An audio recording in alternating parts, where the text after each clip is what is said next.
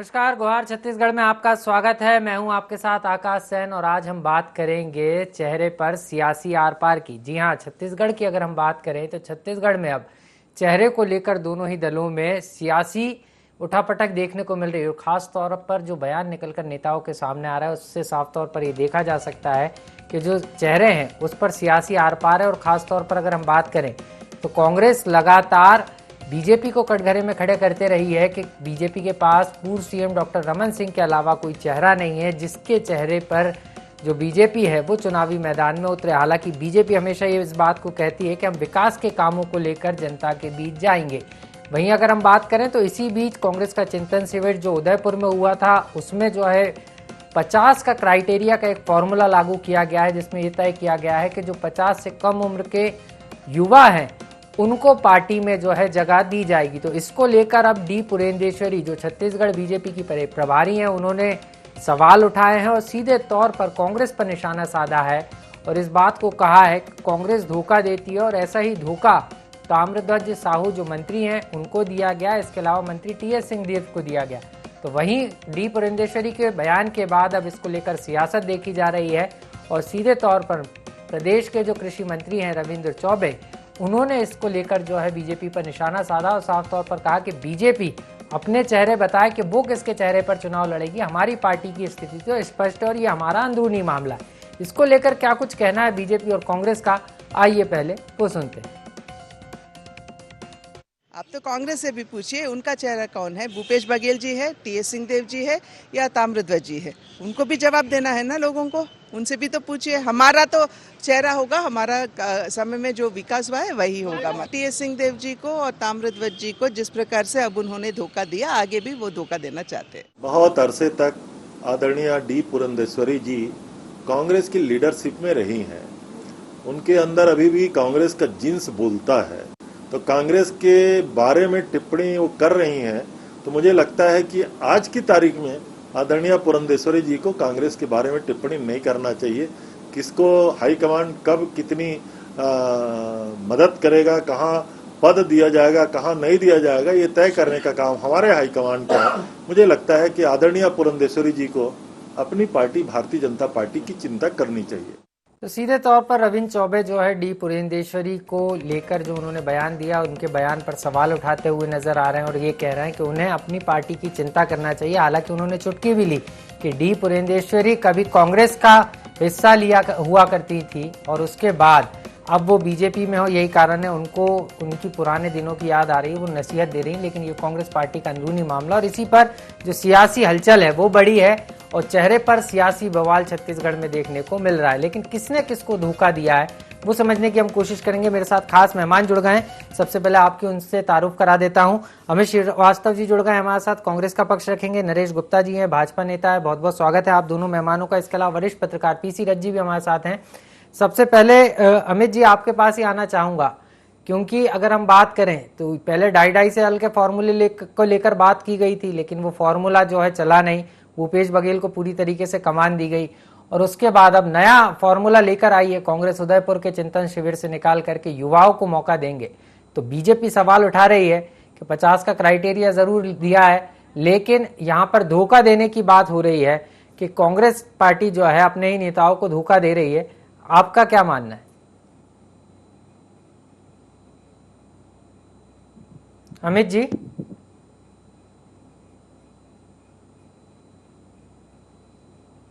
चलिए लौटूंगा अमित जी के पास, शायद अमित जी से हमारा संपर्क नहीं हो पा रहा है कुछ तकनीकी कारणों के चलते। अमित जी के पास हम लौटेंगे।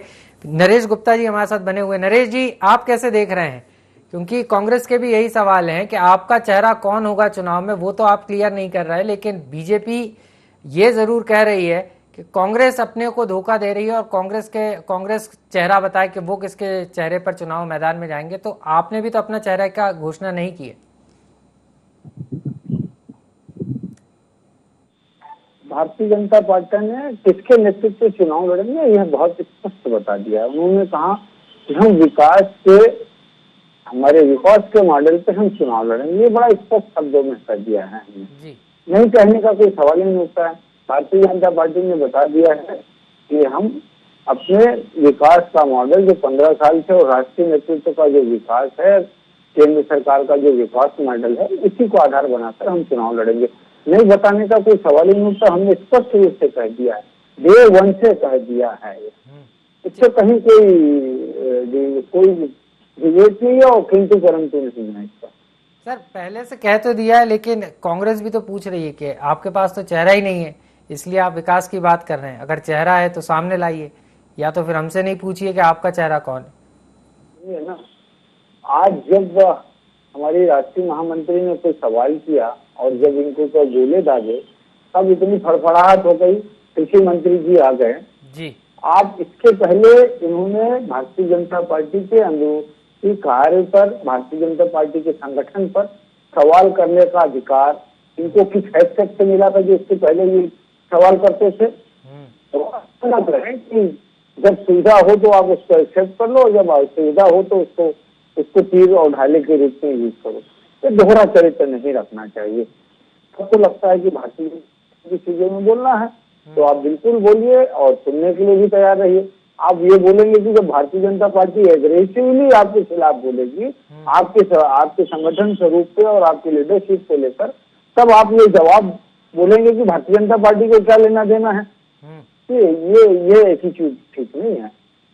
आप जो करोगे तो उसका रिवर्सल झेलने के लिए तैयार होना होगा आपको। नहीं सर, लेकिन एक सवाल ये भी उठता है ना, कांग्रेस हमेशा से कहती है कि पूर्व सीएम डॉक्टर रमन सिंह के अलावा बीजेपी के पास कोई चेहरा नहीं है। क्या ऐसी स्थिति है? और नहीं है तो 3-4 नाम आप बता तो दीजिए बड़े बड़े, जिससे कांग्रेस को लगने लगे कि नहीं, कांग्रेस बीजेपी के पास चेहरा तो है। सुनिए ना, चेहरा और पार्टी क्या करने जा रही है हम बताने के लिए बाध्य नहीं है कांग्रेस पार्टी को। हम बताएंगे जनता को, मतदाताओं को, इस राष्ट्र को। कांग्रेस पार्टी, जिस पार्टी ने इस देश का बंटवारा किया है, इस सत्ता के लालच में ऐसे राजनीतिक दल को हम जवाब देने के लिए और उनको बताने के लिए बाध्य नहीं है। चलिए, आप बताएंगे नहीं, बाध्य नहीं, लेकिन जनता के बीच किसे लेकर जाएंगे ये तो बताएंगे ना सर? हम तो जनता के सामने क्या लेके जाने वाले हैं?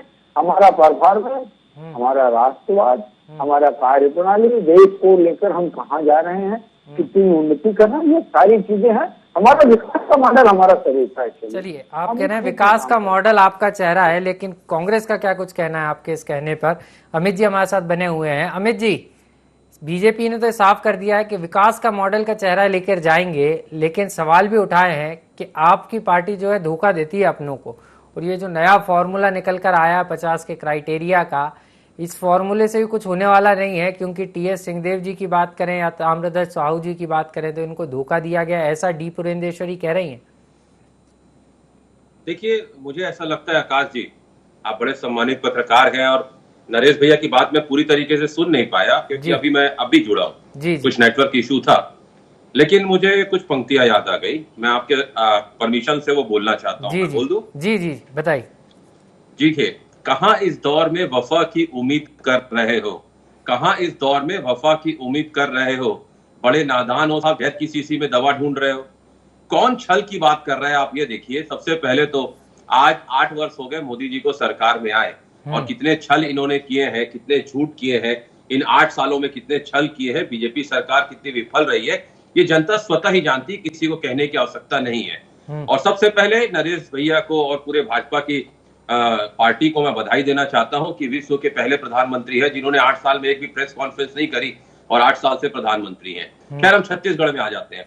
देखिए, छत्तीसगढ़ में जिस प्रकार से पुरंदेश्वरी जी आती हैं और समय समय पे जो सिगुफे छोड़ के जाती हैं और बीजेपी के नेता भी त्रस्त हैं, जिस प्रकार से बस्तर में चिंतन शिविर हुआ था, उसके बाद जो वहां पर जिस प्रकार से आपत्तिजनक उन्होंने शब्दों का प्रयोग किया था, मुझे ऐसा लगता है नरेश भैया खुद विद्वान व्यक्ति हैं और वो खुद भी उस सारी चीजों का समर्थन नहीं करेंगे जो उनकी प्रभारी ने जगदलपुर में कहा था, और वो चिंतन शिविर चिंता शिविर बन गया था। लगातार आप देखेंगे बीजेपी की अगर हम बात करें तो कितने चेहरे हैं और असंख्य दावेदार हैं। अगर मैं कुछ 4 नेताओं की आपने बात की तो मैं 4 नेता का ही स्टेटमेंट बता देता हूं।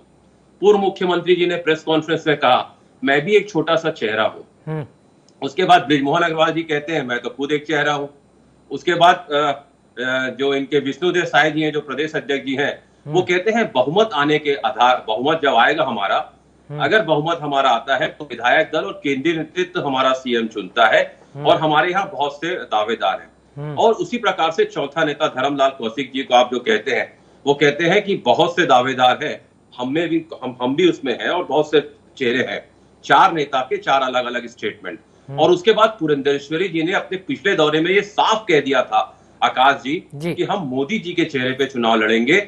और मतलब क्या भाजपा के पास छत्तीसगढ़ में चेहरा नहीं है, या केंद्रीय नेतृत्व सारे भाजपा के जो नेता थे जिन्होंने 15 साल बेमिसाल 14 सीटों में लाके छोड़ा, उन्हें नकारा समझती है केंद्रीय नेतृत्व भाजपा की टीम की कह रही है कि यहाँ पर चेहरा नहीं है, हम मोदी जी के नेतृत्व में लड़ेंगे। तो क्या 15 साल जो ये विकास का वादा करते हैं, इन्होंने विकास नहीं किया? ये इनको लगता है कि हम अगर उन चेहरों पे जाएंगे जिनको जनता ने दरकिनार कर दिया था, तो क्या उनके नेतृत्व में हम चुनाव नहीं जीत पाएंगे? देखिए बहुत से इश्यूज हैं, और कुछ मैं आपको बता दूं, अपने अपने स्तर पर लगातार बीजेपी के नेता उपस्थिति दर्ज कराते रहते हैं कि हम भी संभावित, अगर जनता मैंडेट देती है तो लगातार हम भी सीएम के दावेदार हैं। लेकिन एक चीज आपके माध्यम से मैं बता दूं इस पार्टी के विषय में, पार्टी विद द डिफरेंस की बात करने वाले में इतने डिफरेंसेस आ गए हैं। इनके एक बहुत ही सीनियर लीडर, बहुत ही सम्मानित अधिवक्ता भी है उपासने जी, उन्होंने कहा था कि हमारी पार्टी में परिश्रम से नहीं परिक्रमा से पद मिलता है, उन्हें तो प्रवक्ता पद से ही हटा दिया। एक कार्यकर्ता जो हमारे साथ डिबेट करता है, मैं नाम नहीं लेना चाहता, उसने कुछ इश्यूज उठाए, इनके एक पार्टी के नेता कंट्रोवर्सी करके उसको जेल भेज दिए। ये तो वो पार्टी है, यहाँ पर कार्यकर्ताओं का मान सम्मान नहीं है। और आदरणीय धर्मलाल कौशिक जी से जब विधानसभा के बाद वहां पर पूछा गया था कि आपकी हार की वजह क्या है, तो उन्होंने कहा हमारे कार्यकर्ताओं ने हमें हरा दिया। क्यों साहब, जीत की जिम्मेदारी अगर आप लेते तो हार का, अगर जीत का श्रेय आप लेते तो हार की जिम्मेदारी और जवाबदारी आप क्यों नहीं लेंगे? नहीं, मुझे ऐसा लगता है लाखों कार्यकर्ता, ये तो आपने बीजेपी के आरोपों का जवाब दे दिया, लेकिन नहीं, बीजेपी के आरोपों का जवाब तो आपने दे दिया अमित जी। लेकिन डी पुरंदेश्वरी ने जिस बात को कहा है कि ताम्रध्वज साहू जी की बात करें, जो मंत्री हैं, चाहे मंत्री टीएस सिंहदेव जी की बात करें, इनके साथ धोखा हुआ है। आपको लगता है क्या धोखा हुआ है क्या? मैं आपको एक बात बता दूं कि हमारे यहाँ कोई धोखा नहीं हुआ है। पार्टी हाईकमान से अनुशासन में हम सब लोग बंधे हैं। कोई भी पार्टी हो, चाहे वो भाजपा हो, कांग्रेस हो, एक बार अगर निर्णय आ जाता है तो उसके बाद सारे लोग उसके पीछे कतारबद्ध खड़े हो जाते हैं, उसको मजबूती प्रदान करने का काम हम करते हैं।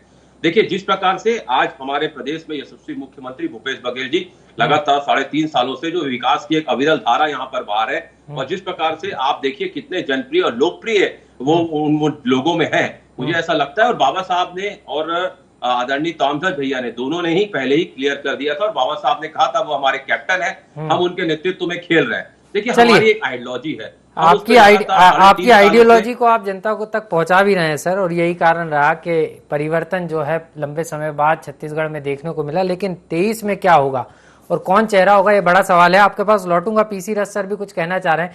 सर, आपके पास आऊंगा, आप अपनी बात भी कहिएगा, लेकिन सवाल यही है, जो चेहरे की सियासत छत्तीसगढ़ में शुरू हुई है, क्योंकि एक नए फॉर्मूले के साथ कांग्रेस आई है, और कांग्रेस ने जो ये फॉर्मूला रखा है, ये चिंतन शिविर के जरिए रखा है, क्योंकि उदयपुर के जरिए जो है पूरे देश में कांग्रेस 90 बिंदुओं के साथ जाने की तैयारी कर रही है, बिंदु तय किए गए हैं, तो वहीं युवाओं को मौका देने की बात की गई। और ऐसे में डी पुरंदेश्वरी का ये कहना कि छत्तीसगढ़ में धोखा हो रहा है, कांग्रेस पार्टी अपने ही नेताओं के साथ धोखा कर रही है, कितना सही है, आपको क्या लगता है? जी, मुझे लगता है कि ये समय, चूंकि चुनाव के पहले दोनों दलों के लिए बहुत महत्वपूर्ण समय होता है, और दोनों दल उन मुद्दों की तलाश करते हैं जिन मुद्दों से एक दूसरे पे हमला किया जा सके। तो अब ये दौर वही है कि नेतृत्व किसका होगा, किसके नेतृत्व में चुनाव लड़ा जाएगा, ये बहुत दोनों दलों के लिए एक जैसे हथियार हो गए हैं एक दूसरे पे हमले के, क्योंकि अभी चूंकि चुनाव अगला 2023 में होने हैं, और भाजपा के पास निश्चित रूप से नेतृत्व का एक संकट दिखाई दे रहा है। भाजपा निश्चित रूप से अभी तय नहीं कर पा रही है कि किनके नेतृत्व में लड़ेंगी, क्योंकि 2014 में उन्होंने जो किया था, सीधे सीधे घोषणा कर दी थी, और उस समय जो मुख्यमंत्री का चेहरा था वो बहुत ही एनर्जेटिक और दैदीप्यमान था। लेकिन अब भूतपूर्व मुख्यमंत्री होने के बाद उस चेहरे पर भाजपा आना नहीं चाहती है, और युवाओं को भी बागडोर दे, इस तरह की बातें भी भाजपा की तरफ से आ नहीं रही है अभी तक के।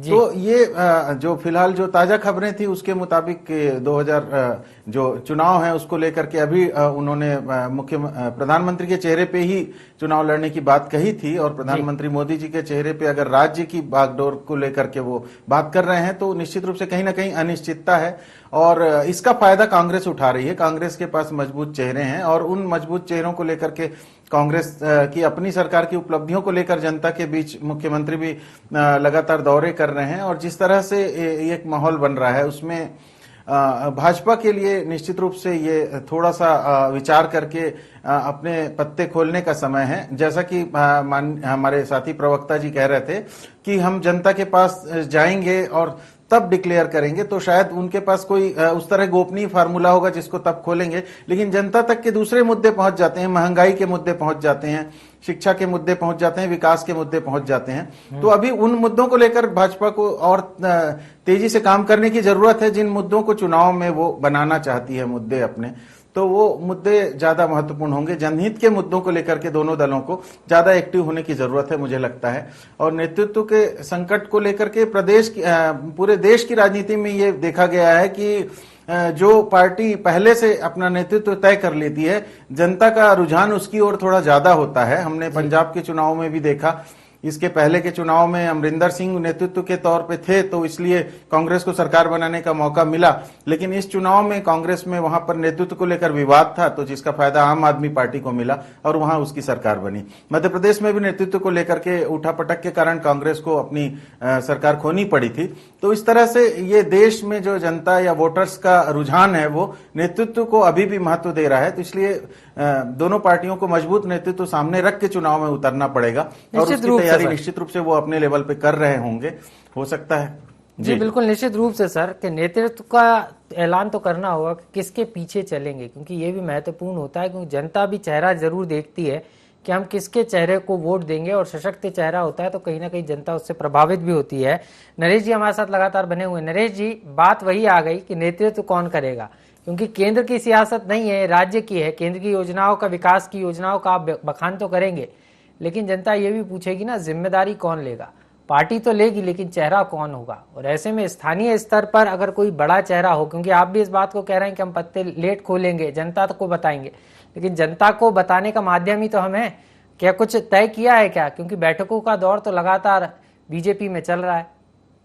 देखिए सर, आपको बड़ा स्पष्ट कर दूं, मैंने कतई नहीं कहा कि हम जनता को नेता कौन होगा ये बताएंगे। हम अपनी पॉलिसीज बताएंगे, सबको व्यू रचना जो होगी चुनाव के समय बताएंगे, कांग्रेस पार्टी को नहीं बताएंगे। और जहां तक हाल है कि हम विकास के मॉडल में और मोदी जी के नेतृत्व में चुनाव लड़ेंगे, हम इसलिए बोल रहे हैं क्योंकि ये देश का मॉडल है, देश के लिए स्वीकृति है, और इनके राष्ट्रीय नेतृत्व को लोगों ने नकार दिया, इसलिए राष्ट्रीय नेतृत्व के नेतृत्व में चुनाव नहीं लड़ना चाहते कांग्रेस पार्टी अपने। ये बोले हम राहुल गांधी के नेतृत्व में प्रदेश में इस आदमी के साथ चुनाव लड़ेंगे, ये घोषणा करते राहुल गांधी का नेतृत्व में लड़ेंगे। ये राहुल गांधी का तो नाम ही और सोनिया गांधी का नाम ही नहीं लेना चाहते हैं, जो इनके राष्ट्रीय नेतृत्व के लोग हैं। कि छत्तीसगढ़ में ये एक नया फार्मूला आया है कांग्रेस पार्टी का, जो ये नकारते हैं अपने राष्ट्रीय नेतृत्व सोनिया जी और राहुल जी को। ये कारण है जिस कारण से ये उनका नाम ना लेना पड़े, इसलिए ये मोदी जी के नेतृत्व में, हम तो बोल रहे हैं ना, हमारे राष्ट्रीय नेतृत्व मोदी जी हैं, राष्ट्रीय हमारे नेता हैं, उनके नेतृत्व में हम चुनाव पर आएंगे। चलिए, मतलब आप मोदी जी के चेहरे पर ही देखिए जी, हमारा फिक्स है, हम किस रूप में काम करेंगे, हमारे राष्ट्रीय नेतृत्व जो बताएगा। हमारे जो प्रधानमंत्री जी हैं मोदी जी, इसको राष्ट्र ने स्वीकार किया, पूरे देश ने स्वीकार किया। 30-32 सालों बाद, 30 सालों से ऊपर के बाद। पीसी रथ जी आ रहा हूँ आपके पास सर, पीसी रथ जी आपके पास आ रहा हूँ, पहले नरेश जी की बात पूरी हो जाए फिर लौट रहा हूँ आपके पास जी। तो वो एक बड़ा फैक्टर है साहब, तो ये राष्ट्रीय नेतृत्व को अपना नकारते हैं। हम तो बोल रहे हैं हमारे राष्ट्रीय नेतृत्व है, चुनाव होगा, चुनाव में हमारी विजयश्री होगी, उसके बाद हम मिल बैठ के तय करेंगे कि कौन नेता होगा, जिसपे हमारे राष्ट्रीय नेतृत्व का मार्गदर्शन होगा। राष्ट्रीय नेतृत्व उसमें से ये तय करेंगे कि कौन बेहतर परफॉर्मेंस कर पाएंगे, इसकी लीडरशिप पार्टी यहाँ को जनता के लिए विरोध करेगी। इसका यह मतलब नहीं होता कि बाकी लोगों को नहीं है, हर व्यक्ति को उनके हिसाब से काम दिया जाता है। देखिएगा अभी जो वर्तमान में स्वास्थ्य मंत्री उन्होंने क्या क्या बयान दिया, आज विडंबना ये है जो पुरंदेश्वरी जी ने कहा है ना, उसको बड़ा स्पष्ट दिखता है। लोगों को हेलीकॉप्टर में मिलते हैं, वो अपने व्यक्तिगत हेलीकॉप्टर से दौरे कर रहे हैं। ये बताता है इस पार्टी के अंदर क्या चल रही है, ये पार्टी कैसे एक दूसरे। और पुरंदेश्वरी जी तो जो बोल रहे हैं ना रविंद्र चौबे जी, वो पुरंदेश्वरी जी ने वो बताया है, उनका तजुर्बा है उस राजनीतिक दल में थी, तो उन्होंने देखा है। जो वो रविंद्र चौबे जी बोल रहे हैं कि तो हमारे साथ पहले थी, तो उनको बाकी और सीख दे रहे हैं, तो उस पार्टी में जो सीखी है, देखी है, उनको समझा है उन्होंने, उसी को तो बखान कर रही है वो यहाँ पर आकर। क्यों समझ लेता हूँ, चलिए पीसी रस सर से समझ लेता हूँ, पीसी रस सर के पास भी चलता हूँ। सर आऊंगा आपके पास, लेकिन अमित जी भी कुछ कहना चाह रहे थे। अमित सर, आप कैसे देख रहे हैं? बीजेपी तो साफ कह रही है कि हमारा जो राष्ट्रीय नेतृत्व कहेगा, जो राष्ट्रीय नेतृत्व का चेहरा है उसी चेहरे पर जाएंगे, लेकिन आप पर सवाल उठा रहे हैं और ये भी कह रहे हैं कि आपके पास राष्ट्रीय स्तर पर नेतृत्व नहीं है, चेहरा नहीं है, इसलिए आप स्थानीय स्तर पर मजबूती का दावा कर रहे हैं। क्या कहना है आपका?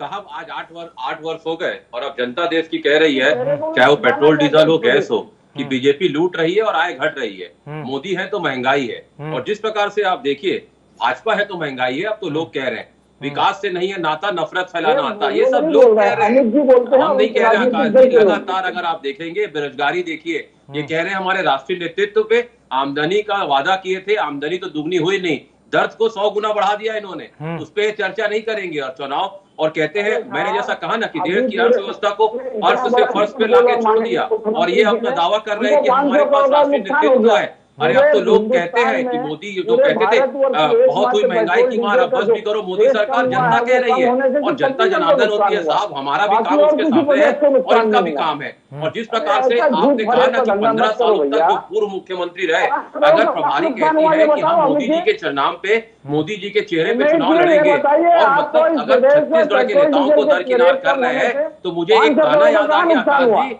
कि दिल को देखो चेहरा ना देखो, चेहरा ने तो लाखों को लूटा, 1 साल कमीशन खोरी मत करिए, 30 साल सरकार रहेगी। ये जो जिन्होंने कहा था, मुझे ऐसा लगता है कि जनता के साथ साथ इनके राष्ट्रीय नेतृत्व ने भी उनको दरकिनार कर दिया है। चलिए लौट रहा हूँ। पीसी रस सर काफी देर से जो है बैठे हैं, पीसी रस सर से समझ लेते हैं, निष्पक्ष प्रतिक्रिया ले लेता हूँ। सर, आप कैसे देख रहे हैं? दोनों के अपने अपने दावे हैं, लेकिन अगर हम नेतृत्व की बात करें तो आपने भी साफ तौर पर कहा कि नेतृत्व तो किसी को ना किसी को करना होगा, नेतृत्व से कहीं ना कहीं विश्वास भी जागता है। लेकिन केंद्र की अगर हम बात करें तो बीजेपी के पास सशक्त चेहरा है, यहाँ कांग्रेस के पास चेहरा नहीं है। वहीं राज्य की बात करें तो राज्य में बीजेपी के पास चेहरा नहीं है, कांग्रेस के पास चेहरा है। मुश्किल तो दोनों पार्टियों में है।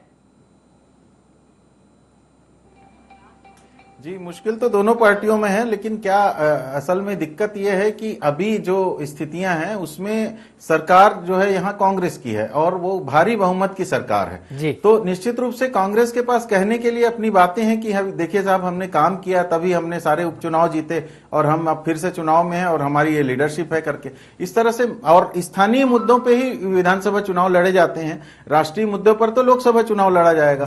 तो उसके लिए तो स्पष्ट रूप से तैयारी जो है अलग से करनी होगी और सभी दलों को अपने राष्ट्रीय मुद्दों को लेकर तैयारी करनी होगी। जैसे चाइना में कब्जा किस तरह से बढ़ता गया और उसको लेकर के केंद्र सरकार कुछ भी नहीं बोल पा रही है, किस तरह से सरकार बाकी मुद्दों पे अंतर्राष्ट्रीय स्तर पर अपनी मजबूत स्थिति, डॉलर का रेट इतना बढ़ता जा रहा है कि देश में मुद्रा के इतना अवमूल्यन हो गया कि प्रधानमंत्री के पहले के बयान जो है, पूर्व प्रधान जब वो मुख्यमंत्री थे तब के बयान लोग बार बार वीडियो चला रहे हैं। तो इस तरह से एक सरकार को घेरे में लेने का काम नेशनल मुद्दों पर अलग किया जाता है, लेकिन राज्य स्तर पर जब चुनाव हो रहा है, विधानसभा का जब चुनाव हो रहा है, तो उसमें यह बात की जाती है कि यह सरकार जो है वो राज्य में विकास के वादे पूरा किया कि नहीं किया।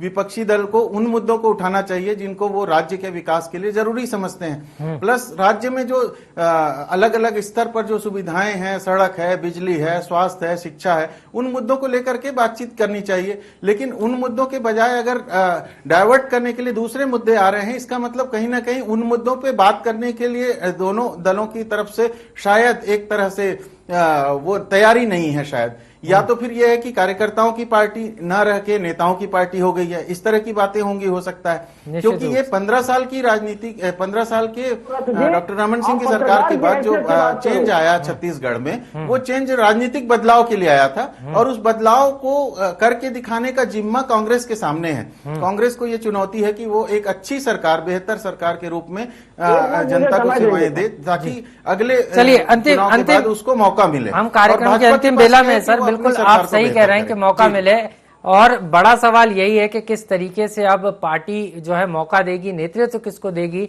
आप तीनों गेस्ट हमारे साथ जुड़े, समय कम है सर, माफी के साथ रोक रहा हूं, आप तीनों मेहमान हमारे साथ जुड़े, आपका बहुत बहुत शुक्रिया। और ये साफ है कि सियासत जो है चेहरे को लेकर अभी थमने वाली नहीं है, और सवाल ये भी है कि बीजेपी यहाँ पर किसको नेतृत्वकर्ता बनाएगी। तो वहीं कांग्रेस के सामने भी सवाल है कि वो अपना जनता के बीच में अपनी बात को कैसे ले जाएंगे। लेकिन ये साफ है कि मिशन 2023 के पहले ये जो सियासी चेहरे को लेकर जो सियासत देखने को मिल रही है अभी थमने वाली नहीं है। गुहार छत्तीसगढ़ में इतना ही, मुझे दीजिए इजाजत और आप देखते रहिए IND 24। नमस्कार।